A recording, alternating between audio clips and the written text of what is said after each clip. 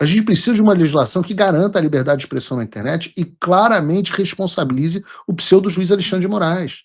Então é realmente possível corrigir a situação, mas a gente precisa que o primeiro passo aconteça. A gente não vai abrir mão de nenhuma dessas coisas. E agora que vocês estão entendendo que não tem como fugir da Lei Magnitsky, talvez vocês entendam que é a hora da rendição. Não tem sanção improvável. Sanções são praticamente garantidas. Como eles não se prepararam para isso, estão tendo essas conversas, como o ministro Gilmar Mendes acabou de confirmar, e eles estão completamente descontrolados. Eles estão descontrolados. Que isso, elas estão descontroladas! Ah, que isso, elas estão descontroladas! Então, não consigo falar descontrolado e não cantar esse funkão, sou do Rio, né, meu irmão?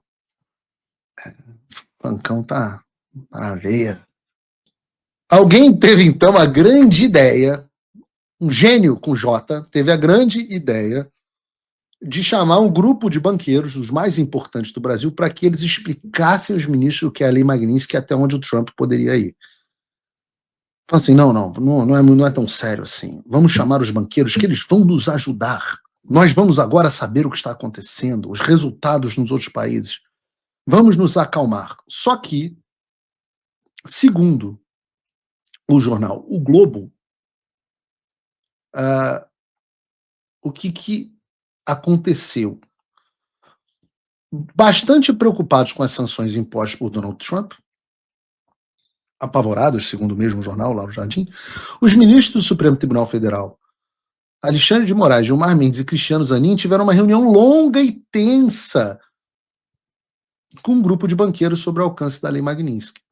Além de André Esteves, do BTG, estavam também representantes do Itaú, José Vita, e do Santander, Alessandro Tomal, ou Tomão, sei lá. E ainda o presidente da FEBRABAN e o ex-presidente da Câmara do Rodrigo Maia, que hoje dirige a Confederação Nacional das Instituições Financeiras, CNF.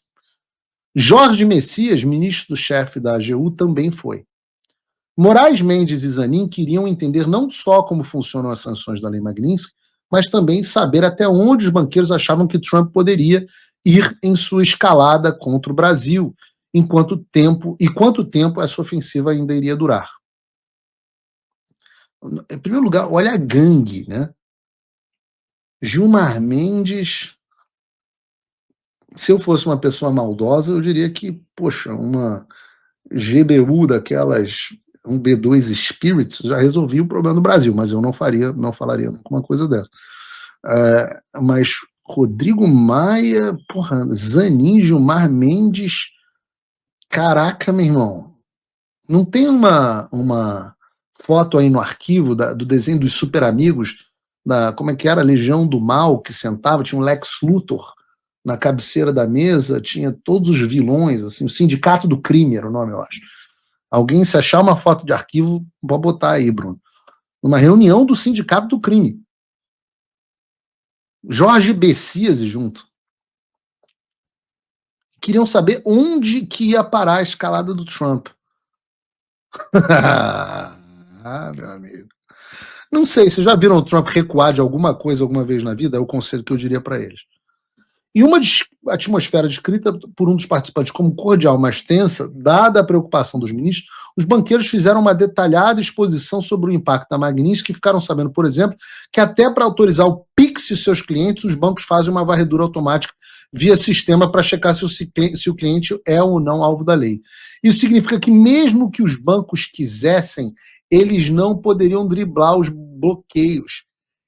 Ora! Temos um Sherlock Holmes nos bancos também. Ô, Sherlock Holmes! Ô, Sherlock Holmes! Temos. Eles continuam assim. No momento, as sanções sobre não chegaram a tal ponto. Atingem transações com dólar, não impede de utilizar o sistema financeiro nas instituições ligadas ao sistema SWIFT, que executa transferências internacionais.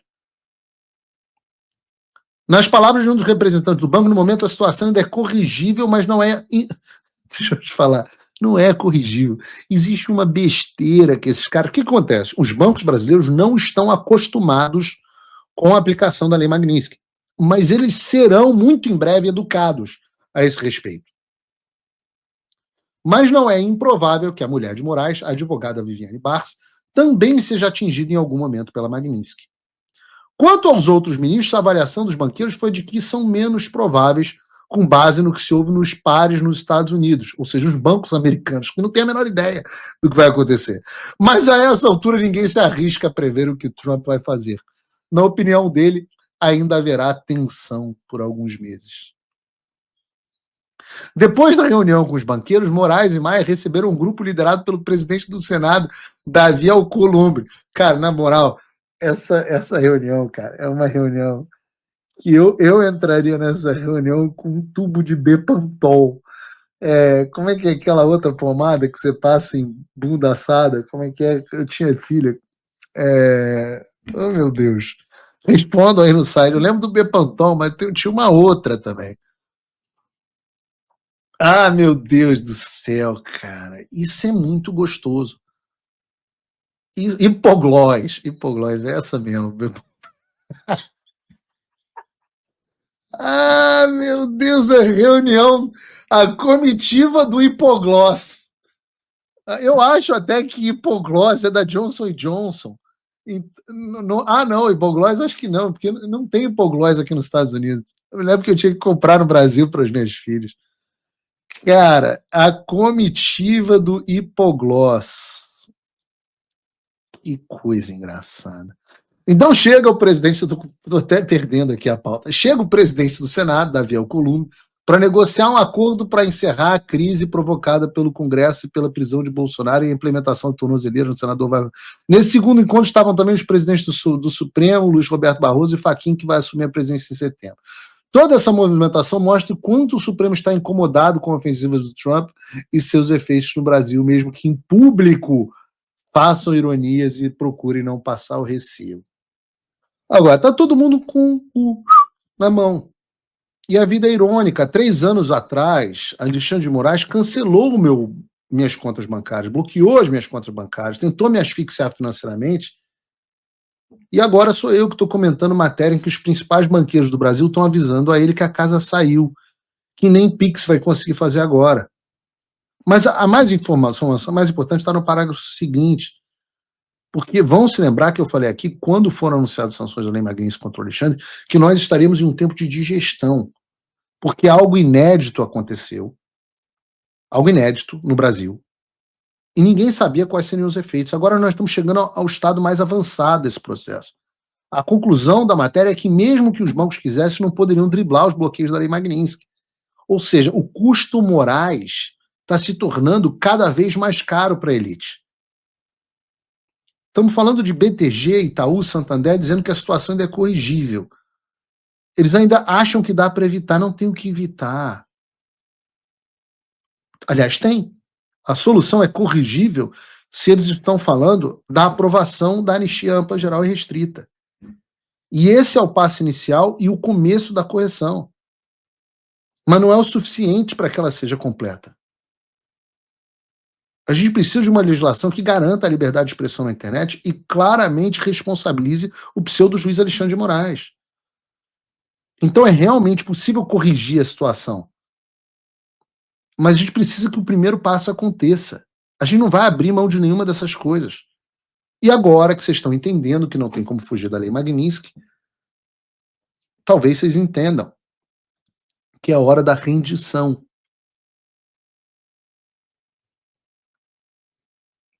Não tem sanção improvável. Sanções são praticamente garantidas. Eu digo a vocês, eu estava aqui com um levantamento que até quem me mandou, facilitou a minha vida, foi o deputado Luiz Felipe de Orleans e Bragança, que me mandou ontem. Um abraço aqui para o deputado. Dizendo o seguinte: Venezuela, mais de 300 restrições de OFAC aplicadas. Mais de 150 entidades com restrições. Alô, Globo! Alô, Rede Globo! Padrão Globo de jornalismo. Mais de 500 indivíduos com visto cancelado. No Panamá, que é pequenininho, 150 restrições de OFAC. 10 entidades restringidas e mais de 100 vistos banidos. Então você, ministro do Supremo Tribunal Federal, que acompanha o Paulo Vieira Show, não se engane. Você, presidente da Câmara, você, presidente do Senado, não se engane.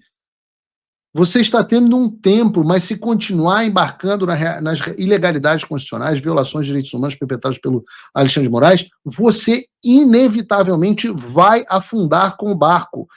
Saia desta canoa furada.